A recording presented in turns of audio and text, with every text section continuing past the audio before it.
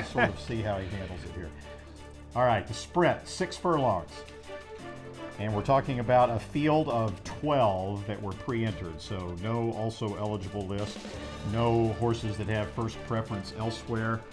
We joked about Brad Free and how his California residence might have impacted his morning line odds. Here you see Mike Watchmaker, a New York guy, making Girolamo, who prepped into Bossburg, as his favorite there at odds of 5-2. It's a pretty good race. Now, my top 5, we're not going to have a graphic for this, but my top 5 I can pretty much tell you off the top of my head. Big Drama would be number 1, Girolamo number 2, Attaboy Roy number 3, Riley Tucker number 4, and Warrior's Reward number 5. Big Drama to me, I mean, you're talking about a horse here that in sprint races, if you go through his past performances and you look at his career debut, all right, I mean, horses oftentimes, no matter how good they are, will lose their career debut. Then you go down, you see, all the sprint races that he runs in. You draw a line through the Preakness, obviously. You draw a line through the West Virginia Derby. It's the sloppy track at Saratoga. When he gets a fast track in a sprint, I mean, this horse, especially at 6 furlongs, this horse is extremely tough to beat.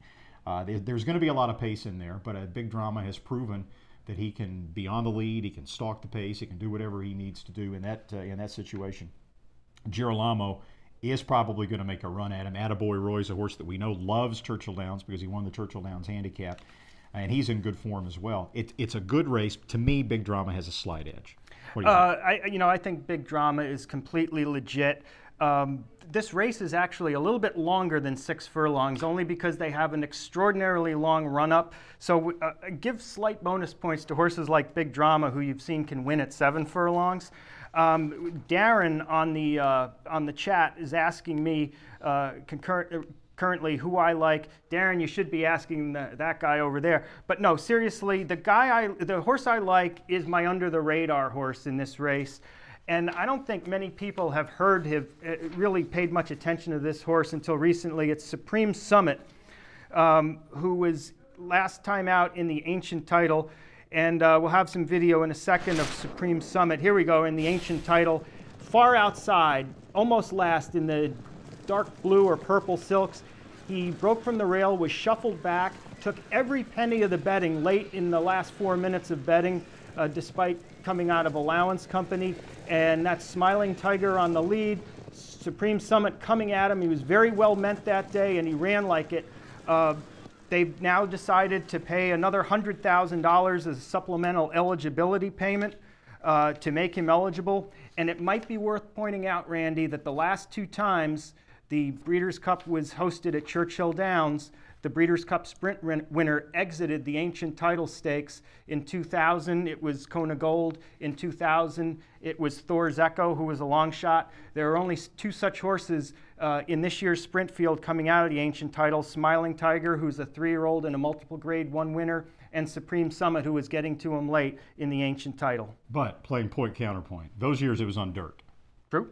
This year it's on the Ancient Title. Obviously, you're talking about synthetic to dirt, but you're also talking about horses that have shown that they have speed, and that's that's obviously of the essence when you're talking about the sprint here. Pace wise, now I expect the pace to be set by Cash Refund, who is a seriously fast horse, depending on post positions. Now, if Cash Refund draws the number 1 post, number 2 post, he's inside the other speed. This is something that Jerry really used to drive home the point. They're pretty much forced to go. And they have to really knuckle down away from the gate, really get a good jump, and that would make this horse, Cash Refund, even more likely to set the pace. But Smiling Tiger has speed, Peshito the Che has speed, and Big Drama is going to be right up there in the mix as well. Now, I remember a few years ago, you kind of talked me into giving a close look to Cajun Beat, based on a very similar sounding argument that what you're giving me with Cash Refund, who it might be worth pointing out has one of the very highest Bayer final time speed figures on anybody's resume with the 110. The problem is it came way back in April of '09. He hasn't really run to that level this year. However, he's training very well, and hasn't been out since June 25th. And historically, horses coming off of long layoffs, the freshness angle has done very well in the sprint. That's a great point. Let's see if I can get him again. So who's your under the radar horse? All right.